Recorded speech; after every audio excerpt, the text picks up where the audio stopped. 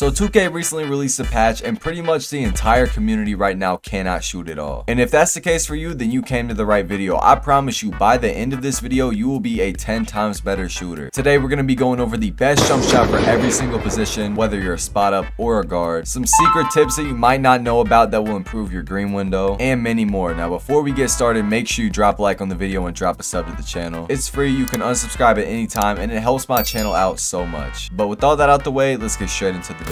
So we are going to kick off this video by going over the best jump shot for every single height. And the first jump shot that we are going to go over is the best jump shot for 6'5" to 6'9" guards. Now for the base, you want to go with Kyle Kuzma. Release 1, you want to go Oscar Robertson, and release 2, you want to go Sadiq Bey. For the speed, you want to go 4 out of 4, and then for the blending, you want to go 33-67. Now while the grades on this jump shot aren't anything crazy, this jump shot is still very smooth, it's fast, and it's super easy to time. Now while that Kyle Kuzma jump shot that I previously showed isn't bad at all for spot ups, I do use a different jump shot on my 6'5" to 6'9" spot up builds. And that jump shot is base JT Thor, release 1 Oscar Robertson, release 2 Sadiq Bey, max speed, and 54-46 blending. This jump shot is so chicken. It is smooth, fast, pretty much everything you need in a spot up jump shot. Now when it comes to my 5'7" to 6'4" guards, my personal jump shot that I've been rocking is base Stephen Curry, release 1 Oscar Robertson, and release 2 Zach LaVine. Now when it comes to the release speed, you can either go 3.4 or 4.4. It depends on if you care about timing stability or not. Me personally, I don't really value grades in my jump shot. I don't really feel like they matter that much, but it really is personal preference. So me, I'm gonna go max speed, but you really can go 3 out of 4 if you want. There isn't really a big enough difference to notice it. And then for the blending, I go 50-50. The jump shot that I'm using on my 6'10" and above builds is base Jonathan Isaac, upper release 1 Domantas Sabonis, release 2 Day'Ron Sharpe. Next, you want to max out the speed, and you want to go 58-42 for the blending. Now the next thing that we're going to talk about is how you can get your original shot timing back from before the patch right now. So as y'all could probably tell, 2K changed a lot when it comes to shot timing visual cue in their most recent patch. One thing that I recommend doing is changing your shot timing visual cue depending on how bad you're shooting. Now let me explain. If you're shooting a lot of slightly earlies or earlies, I recommend going to either jump or set point. And if you're shooting a lot of lates or very lates, I recommend going to either push or release. Now the reason you want to do this is because set point and jump, for example, those two options are both the earliest you can release the ball with the green. So if you're shooting a lot of slightly earlies or a lot of earlies, that's going to help you get a lot more green since you're used to timing it the other way. And then if you're shooting a lot of lates, if you release it later with either the push or the release option, it's also going to help you time your shot a lot better. And I know a lot of y'all are probably not going to want to change your shot timing visual cue, and me personally, I didn't want to do that either. So if you don't want to do that, what I recommend doing, I recommend just going to the Gatorade gym, practicing for about 30 minutes to an hour, maybe even longer. Just practice until you have your shot timing down, because 2K pretty much completely changed shot timing because they fixed latency. So it's basically like learning a brand new jump shot. So either I recommend changing your shot timing visual cue or going to the Gatorade gym and just practicing your jump shot. Now another reason you might be breaking a lot more of your shots is because of the delay. Now yes, 2K did patch most of their delay in the most recent patch, but that doesn't mean that all the delay is gone. And real quick, we're going to go over some quick ways so you can get rid of delay and just you will have a way better feel all around to your game. Now the first big way in getting rid of delay is investing in a LAN cable. Now what a LAN cable does, it plugs from your modem or router into your console, and it gives you basically like a direct connection to your router instead of playing wireless. It only costs about $7-8. You can pick it up pretty much anywhere, and it will just change the way you play 2K or really any other game. Another thing that can get rid of input delay on NBA 2K24 is plugging in your controller. Every time I play 2K, I always gotta have my controller plugged in because the delay is too bad with it unplugged. And finally, if you're looking to spend a little bit more money to get rid of that delay, I recommend investing in a high tier monitor. Once I made the switch from a TV to a monitor, I mean, you can notice a difference immediately. I had to relearn my shot. My personal monitor will be linked in the description, and in that particular monitor, there's a 0.5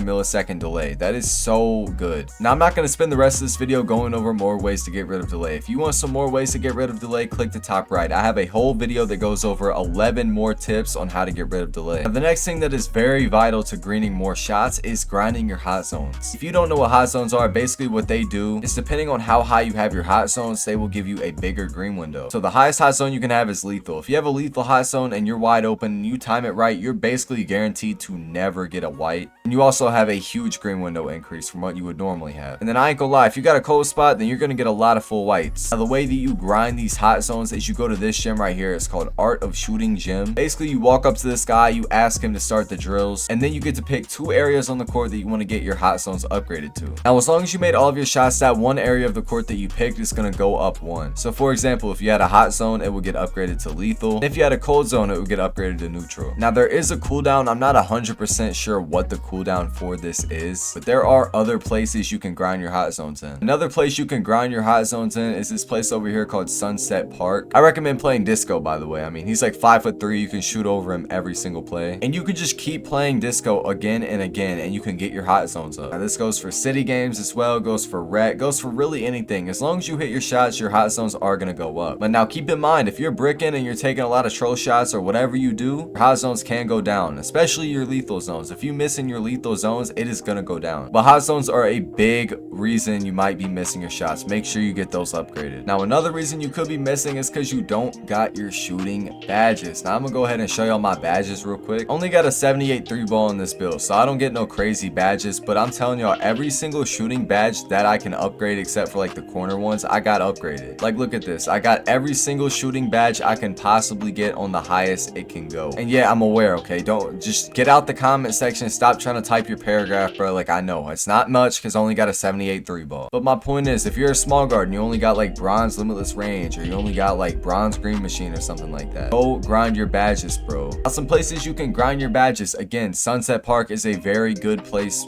All right, we're just gonna let that fucking interrupt me. All right, NBA 2K, like, bruh, I'm not making it. You ain't gotta tell me.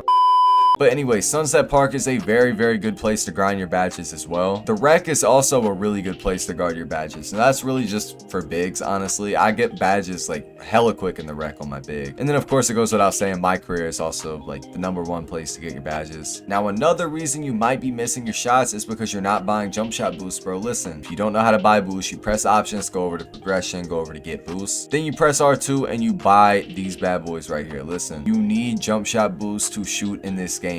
Shooting is difficult in this game. Okay, it already was before the patch. It's just 10 times worse now. But trust me, you need to buy this. Like, I know it's 1500 VC. It's a little expensive. It's worth every penny. Now listen, okay, if you got jump shot meter on and you clicked on this video, turn that off right now. That is why you're missing. If you didn't already know, if you have your jump shot meter off, you get a 20% boost to your green window. And look, I'm not good at math or anything, but 20% is a lot, bro. But yeah, I mean, this game is at a really bad state right now. I've seen so many people on my timeline on Twitter talking about this is the worst 2K since 2K, you know, 18. The fact that I even had to make this video is a shame. Like, we spend the first few weeks of the game learning our jump shots, we learn our jump shots, and then they release this patch and just change everything that we already learned. Like, it's insane. But if anyone has any questions about the stuff I talked about in this video, don't hesitate to leave a comment. And if you haven't already liked and subscribed to the channel, I would really appreciate it. But yeah, that pretty much wraps it up, and I'm gonna catch you on the next video.